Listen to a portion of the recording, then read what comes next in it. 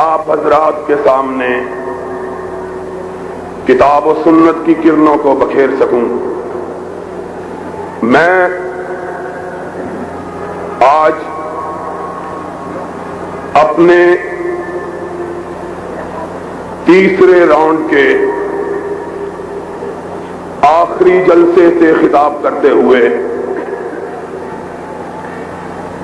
بڑی طمانینت محسوس کر رہا ہوں کہ الحمدللہ اسماعیل شہید کے بیٹے جاگ اٹھے ہیں، داؤد غزنوی کی قوم بیدار ہو چکی ہے، اسماعیل سلفی کا لگایا ہوا پودا تناور درخت بن چکا ہے، اور آج شیخ الاسلام ثناء اللہ امرتسری کی قبر پہ اللہ کے نور کی برکھا برسے۔ اس نے جس بات کے لیے جدوجہد کی تھی، آج اس کے ثمرات ہم اپنی آنکھوں کے ساتھ دیکھ رہے ہیں۔ میں اپنے سفر کے اس آخری مرحلے پر اپنے آپ کو جسمانی طور پر انتہائی زیادہ تھکا ہوا پانے کے باوجود اپنے دل کو اور اپنی ہمت کو بڑا طاقتور اور توانا محسوس کرتا ہوں، اس لیے کہ میرے ایسا شخص یہ کہتا ہے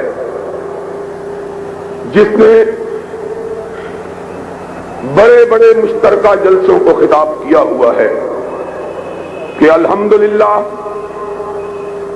پاکستان میں کبھی یہ تصور نہ کیا جا سکتا تھا، گوئی کرنے میں اپنے آپ کو حق بجانب سمجھتا ہوں کہ اللہ کے فضل و کرم سے اب پاکستان کے اندر رب کے قرآن کے نافذ ہونے کا وقت آ چکا ہے،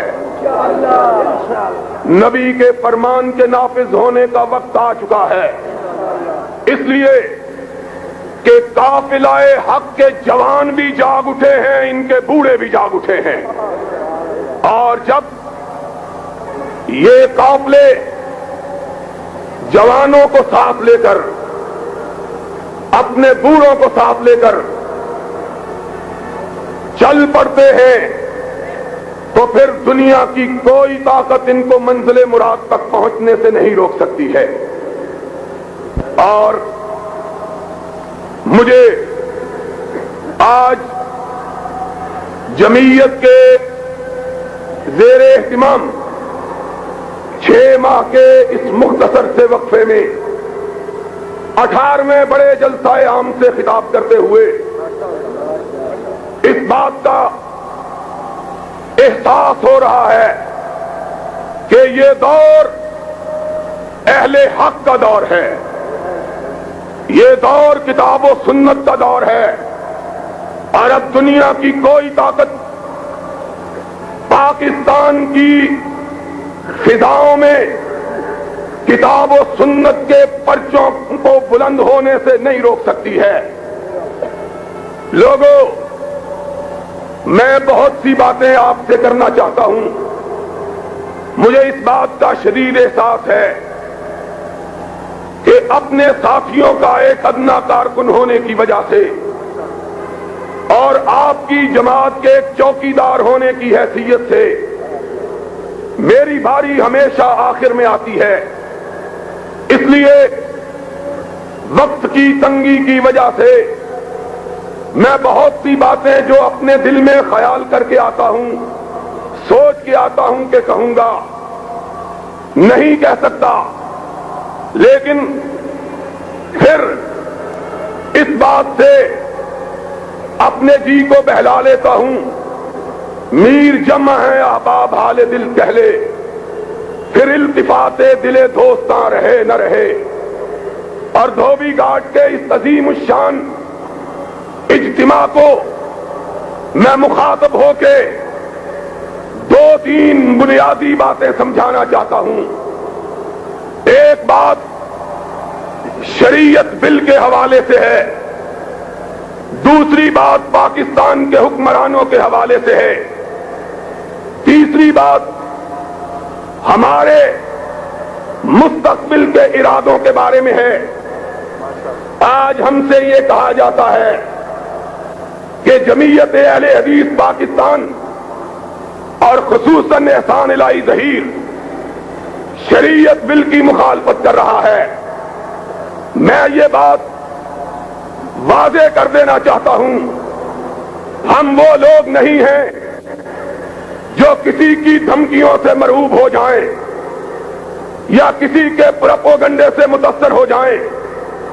میں جب آج سے 3 ماہ پیشتر امریکہ کے دورے سے واپس آیا تو مجھ سے لاہور پہنچتے ہی یہ کہا گیا ایک شریعت بل پیش ہوا ہے جس پہ تمام مکاتب فکر نے دستخط کر دیے ہیں، آپ بھی اس کو مان لیں۔ میں نے کہا میں وہابیوں کا بیٹا ہوں، پڑھے بغیر نہیں مان سکتا۔ میں نے دیکھا اس میں شک جیم تھی، دال تھی۔ میں نے کہا میں وہ آدمی ہوں جس کا یہ عقیدہ ہے کہ حضرت امام ابو حنیفہ رحمت اللہ علیہ فقہا میں انتہائی اعلیٰ عرفہ مقام رکھتے ہیں، اور جو شخص ان کی شان میں کسی قسم کی تنقید کرتا ہے، میرا عقیدہ یہ ہے کہ وہ اہل حدیث تو بڑی بات ہے، مسلمان بھی نہیں ہے، لیکن سن لو اس کے ساتھ ہی میرا عقیدہ یہ ہے کہ کائنات کے اندر اگر معصوم رب نے کسی کو بنایا ہے تو صرف آمنہ کے لال کو بنایا ہے اور کسی کو نہیں بنایا۔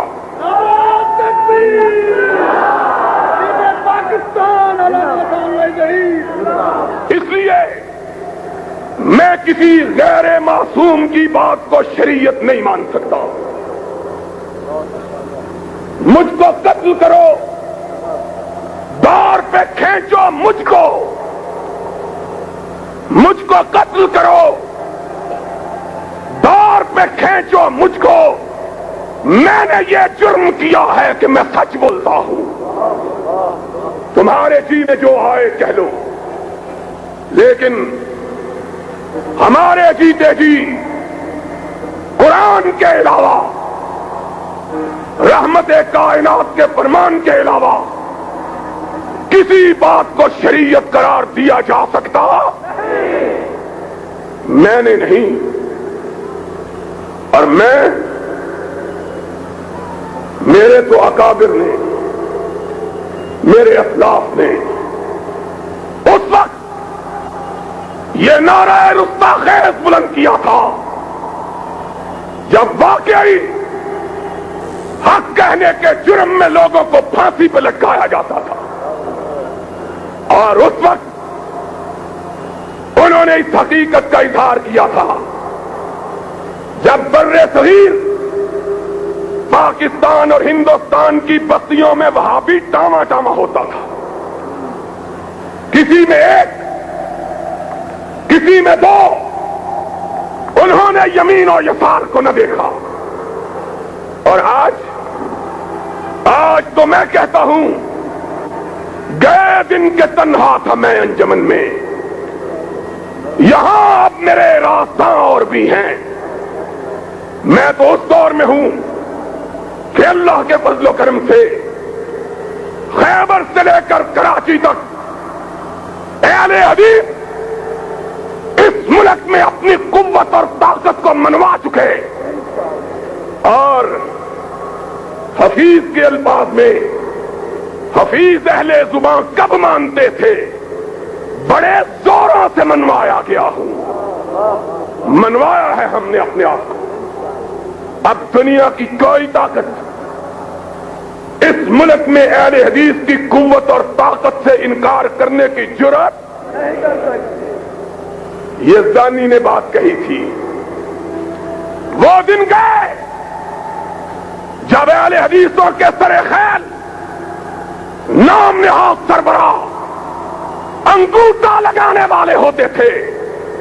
آج تمہیں ان اہل حدیثوں سے پالا پڑا ہے خدا کے فضل و کرم سے جو تمہیں برسہا برس تک پڑھا سکتے درس دے سکتے ہیں. اور میں نے یہ بات میں نے کہی سنو بے جیم دال تم نے رکھا بے ٹھیک ہے جیم غلط ہے دال غلط ہے میں نہیں مانتا. میرے امیر نے کہا میں نہیں مانتا میرے یاروں نے کہا ہم نہیں مانتے. اور کہتے ہیں ان کی حیثیت ہی کوئی نہیں حیثیت ہی کوئی نہیں تو پھر تکلیف کس بات کی ہے. ہمارے بغیر منوا کے ذرا دکھاؤ تو صحیح اور یہی چراغ جلیں گے تو روشنی ہوگی. اور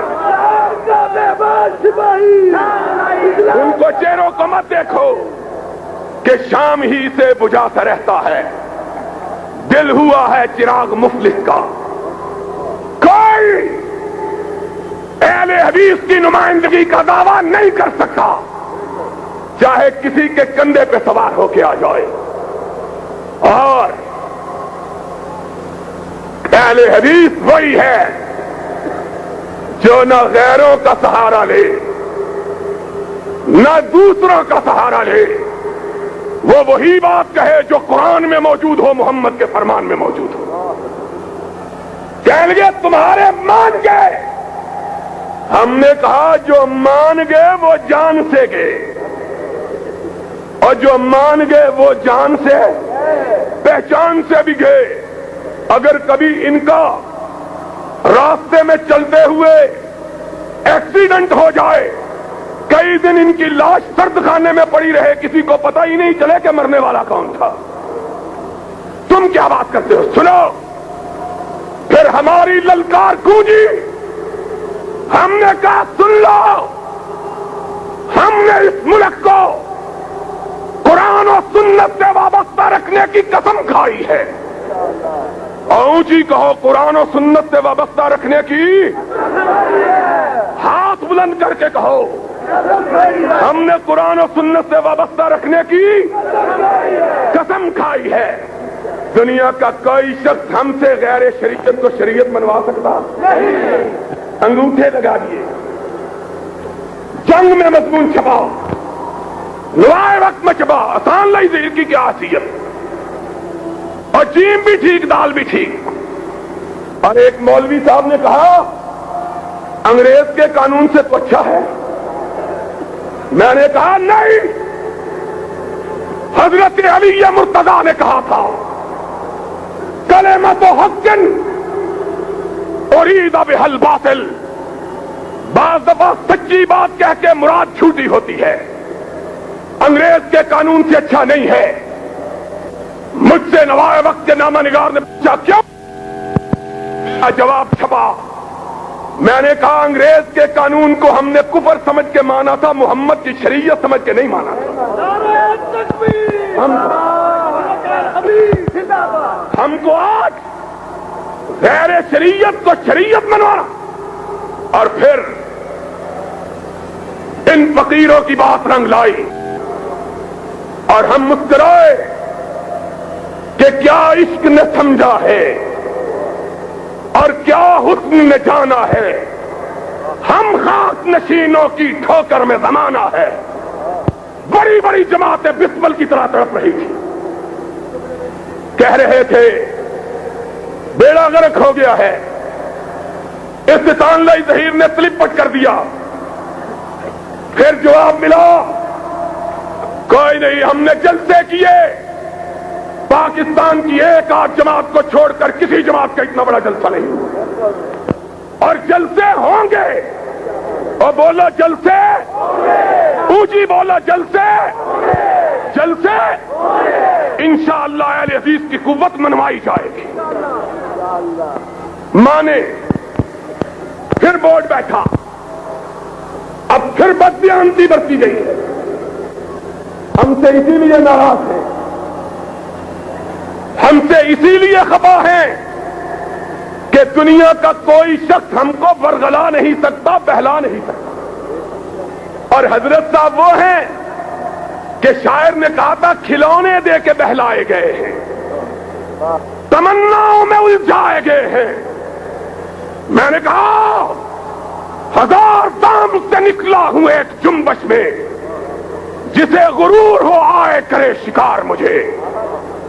ان پڑھ لوگ بیٹھے، نہ اصول حدیث سے واقف، نہ اصول فقہ سے واقف، اور میری بات کا غصہ نہ کرنا، نہ اصول اسلام سے واقف، وگرنہ لوگوں اہل حدیثوں تم بھی سنو، اور میرے یار جو میری تقریر سننے آئے ہیں وہ بھی سنے۔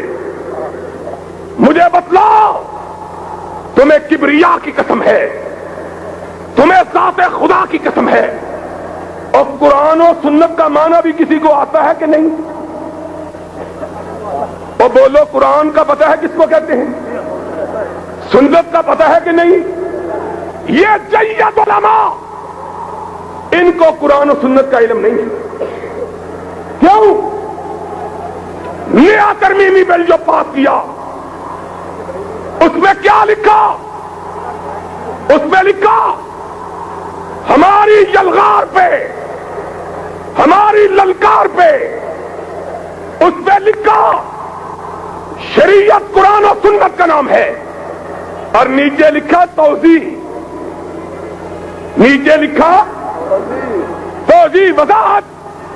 اور بتلاؤ قرآن و سنت کا معنی سمجھنے کے لیے وضاحت کی ضرورت ہے؟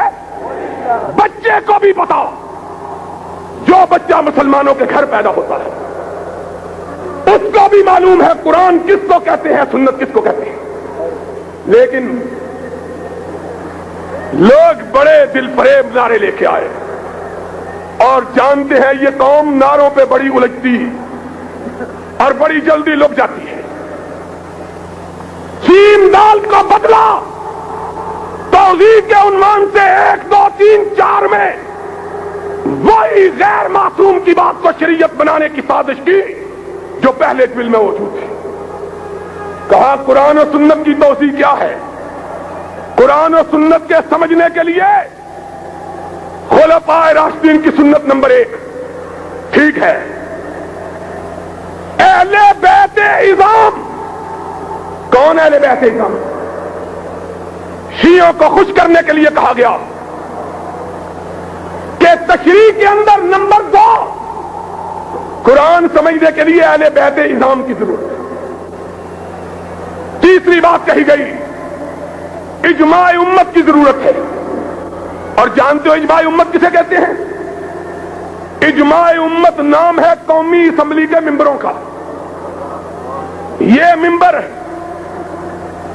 جن بیچاروں کو الف کا نام کوکا بھی نہیں آتا، ان کو کہتے ہیں یہ اگر کوئی چیز کہہ دے تو یہ بھی کتاب و سنت ہے۔ چوتھی بات وہی کہی جو پہلے کہی تھی کہ مسلمہ فقہا اور مجتہدین کی آراء۔ اور یارو ایک سادہ سوال سن جاؤ، یہ قرآن و سنت کے ماخذ ہیں، یعنی قرآن و سنت نیچے یہ چیز۔ اور مجھے بتلاؤ ابو بکر نے قرآن سمجھا ہے کہ نہیں؟ فاروق نے قرآن و سنت کو سمجھا ہے کہ نہیں؟ ذی-النورین نے قرآن و سنت کو سمجھا کہ نہیں؟ علی مرتضیٰ نے قرآن و سنت کو سمجھا کہ اس وقت کون سے فقہا تھے جن کی رائے کی روشنی میں سمجھا تھا؟ بتلاؤ، جاؤ، بس ایک نگاہ پہ ٹھہرا ہے فیصلہ دل کا۔ اور پھر سن لو میری بات کہ شاید بقید عزیز یہ ساتھ نہ آ سکے، تم داستان شوق سنو اور سنائے ہم اس غدار سے، رسول اللہ کے اس غدار ضیاء الحق سے اسلام کے نفاذ کا مطالبہ کرتے ہو، جس نے محمد الرسول اللہ سے بے وفائی کی ہے، اور محمد الرسول اللہ صلی اللہ علیہ وسلم اس ملک میں قرآن نافذ کرنے کے لیے آیا، اپنا فرمان نافذ کرنے کے لیے آیا، یہ قرآن و سنت کو مذاق بنانے کے لیے آیا ہے۔ اس نے کیا کیا؟ اس نے اس ملک میں حدود آرڈیننس نافذ کیا، کہا چوری کی سزا ہاتھ کٹیں گے، زنا کی سنسار ہوگی، شرابی کو درے مارے جائیں گے، تہمت پر سزا ملے گی۔ اور ظالمات سن لو، اعلان کیا، کتنے بھولے لوگ ہو، اس سے مانگتے ہیں شریعت بل، اس سے مانگتے ہو، اور وہ مولوی بھی مانگتا ہے جو اس صدر کے ہاتھ کو بوسہ دے کے آیا تھا، مانگتا ہے شریعت بل۔ اس نے اعلان کیا اور کملی والے کے قانون کا مذاق اڑایا۔ کملی والے نے جب حدود اللہ کو نافذ کیا اور مدینے کی سلطنت میں جرم کوئی باقی نہ رہا، آج پاکستان جرائمستان بن چکا ہے۔ ضیاء الحق نے اس ملک کی جڑوں کو کھوکھلا کر دیا ہے، کوئی قانون نہیں، گنڈا گردی اور چیزیں۔ لیکن ذرا حدود کی داستان سنو، سب سے بڑی حد ہے زنا کی، بے شرمی کی انتہا، اور سی آئی ڈی والوں لکھو، اپنے آقا کو جا کے سناؤ، نعرہ تکبیر، علامہ خان جاؤ اس کو جا کے سناؤ، تو جھوٹا تھا، بددیانت تھا، زنا کی سزا مقرر کی، زنا کے اڈے کھلے رکھے، سارے ملک میں گناہ کے بازاروں کو لائسنس حاصل ہے۔ ابھی پچھلے دنوں 1.5 ہفتہ پہلے لاہور ہائی کورٹ میں پنجاب کی ایک بستی کی طوائفوں نے رٹ دائر کی ہے کہ ہمارے ساہیوال نے، پنجاب کا یہ نا مجھے نہیں پتا ہے، ساہیوال کی طوائفوں نے رٹ دائر کی کہ ہمارے علاقے میں تھانہ قائم کر کے ہمارے گاہکوں کو ڈرایا جا رہا ہے۔ ہائی کورٹ نے ان کی رٹ قبول کی، کیوں؟ اس لیے کہ اس منافق نے نام اور لیا، کام اور کیا، نام اور لیا اور کام، طوائفیں کھلی، اور شیخ سادی ہائے کم بخت تو کس وقت یاد آیا ہے؟ اس نے کہا تھا ایک دفعہ میں رات کے وقت ایک بستی میں سب کیا،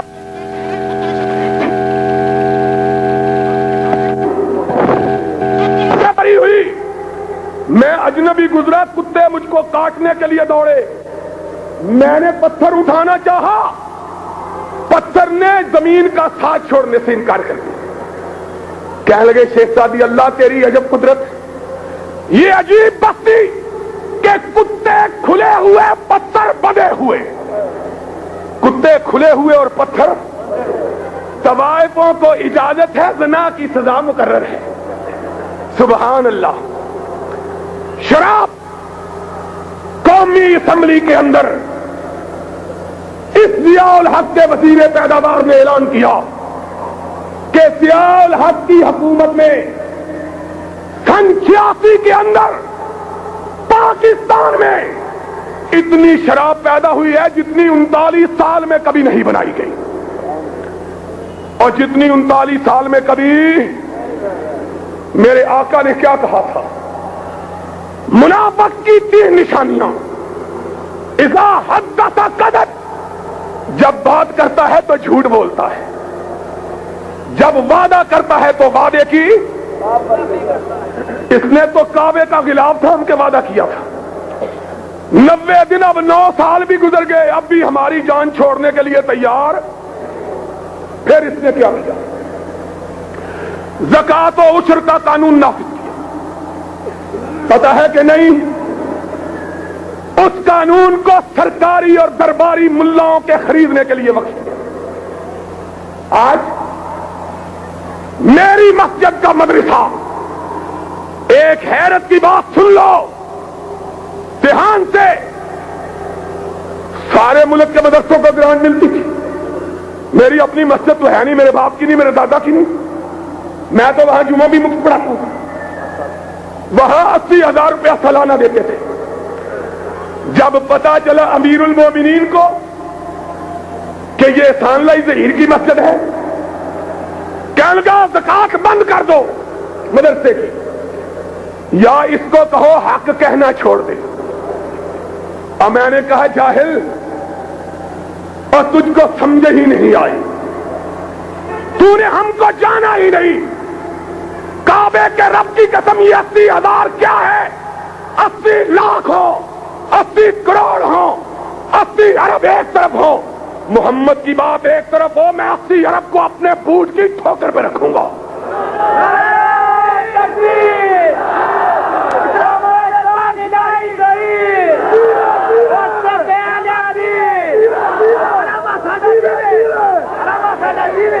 سنو،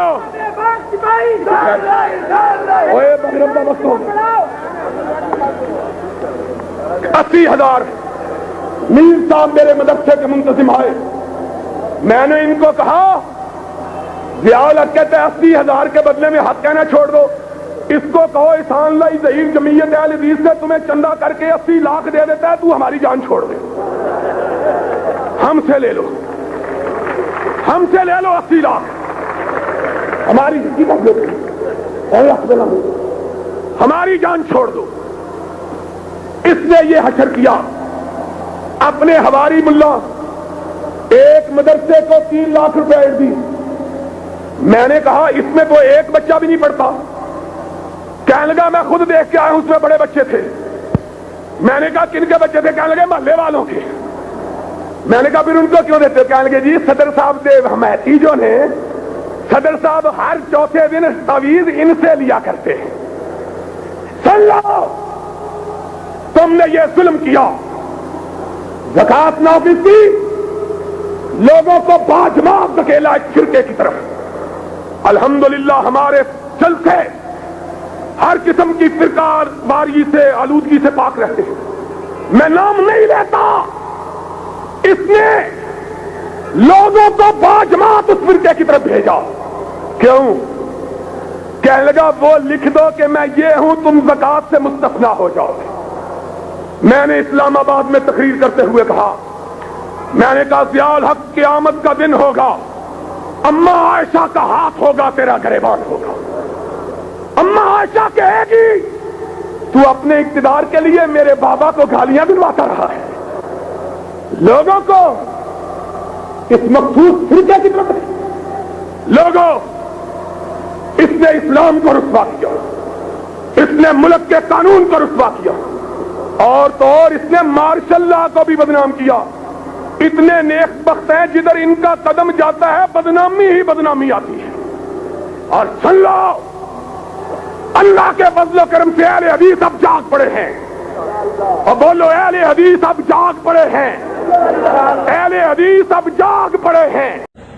جی اگر آپ کو ہماری ویڈیو اچھی لگی ہے تو اس کو سبسکرائب کریں، لائک کریں، شیئر کریں، تاکہ قانون طب کے مطابق ہماری ہر ویڈیو آپ تک پہنچتی رہے۔